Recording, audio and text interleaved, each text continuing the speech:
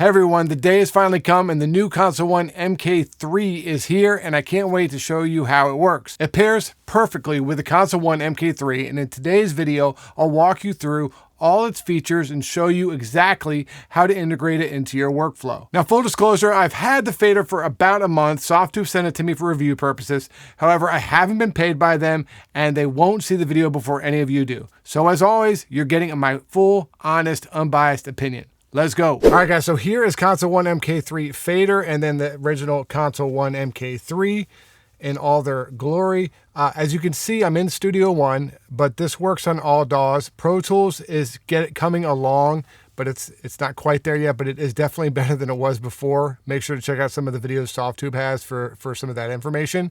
But we're using Studio One, and as you can see, I have the Console One plugin on every single channel in my Studio One. And what you'll notice right out the gate is that it is matching every single channel on the Console One and these beautiful new LEDs, 808 to 808, sub bass is here. And then when I select them on the Console One, you'll notice that it's also selecting in Studio One, and vice versa. If I select with my mouse in Studio One, it selects in Console One. So really good visual feedback for what channel you're on, either in your DAW or if you're just using the map here. All right, so really quick, let's go through some of the buttons and then I can show you some of the other features. So up at the top is the display on, and that brings up, if you're familiar with Console One, this is their main display, and it's not in the DAW, it's a separate software. But this shows you everything that's going on, and you can see all your tracks here. So, you can use Console One by just using this display, or now with all these LEDs they have, I find I don't need it as much anymore because as you can see, hopefully you can see from the camera, but if you do EQ changes, they're here. If I do compression changes, they're on this screen. And so you don't really need the screen anymore. You can actually even turn off your computer screen and do a full mix with this setup together now, which is pretty impressive. Okay, so back to the display. This is the display on, and then below that is modes, and this will give you different visual representations of what the Console One's doing. So this is like a fader mode. This is the same as the usual starter default mode, but without the frequency analyzer, which I like to use sometimes, because frequency analyzers can sometimes make you look instead of listen. And then they have a smaller one down at the bottom. If you saw it, just move there and then without, and then back to normal here. Like I said, I've been using it without display. We'll leave it on for now. Favorites, if you have a track, say we have this clap here, right? And that's my favorite track for this session. You can hit favorites and you'll see a little star. Actually, I hit bongo, sorry. But you'll see a little star went on the bongo, and now I'll just, it's a quick way to see that track. All right, next are the fader modes right here. And if the first one is pan, and if you notice when I hit pan, everything changes here. And as you've probably guessed, these are now my pan controls. And so if I pan up, it's all the way 100 right and all the way 100 left. Now, one really cool thing about this fader is it has haptic feedback. And so what that means is when I'm going here, you probably can't hear it, but there's a little click right there and I feel it. And that is the middle of the pan, right? 0. You can also pan this way too. If you select this track, you can pan with this red panner. So depending on how you want to work, you can use either one.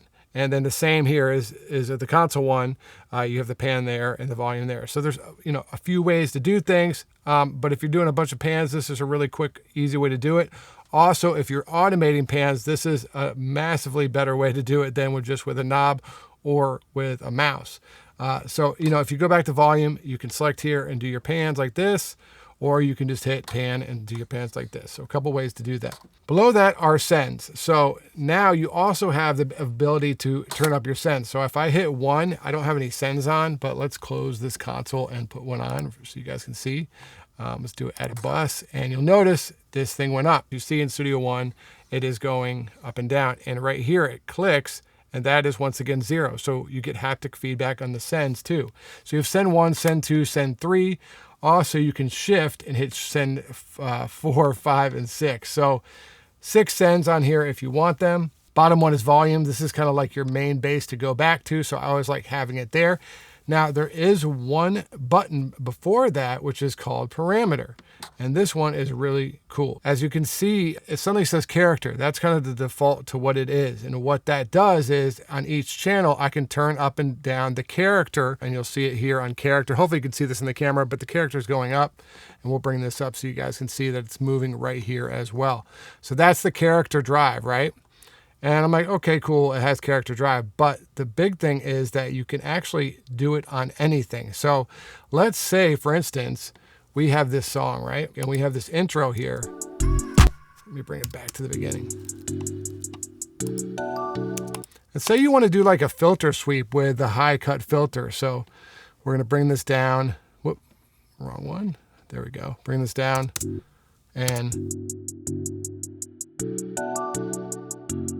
so you could do that with a mouse, you could do that with a knob, but now you can set any parameter of the fader. So I can hold this parameter down and then turn the high cut. And now, look, all the faders switched to high cut, and we can use this as our frequency sweeper. So hit play.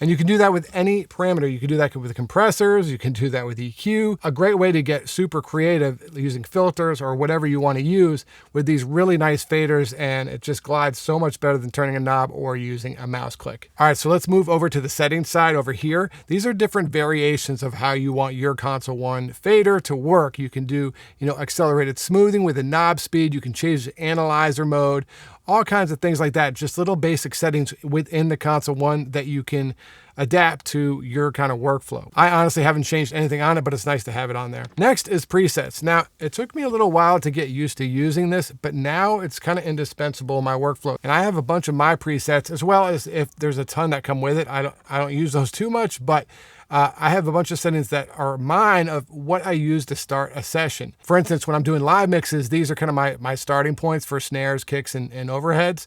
And so I can just go in and hit OK right away to that instrument.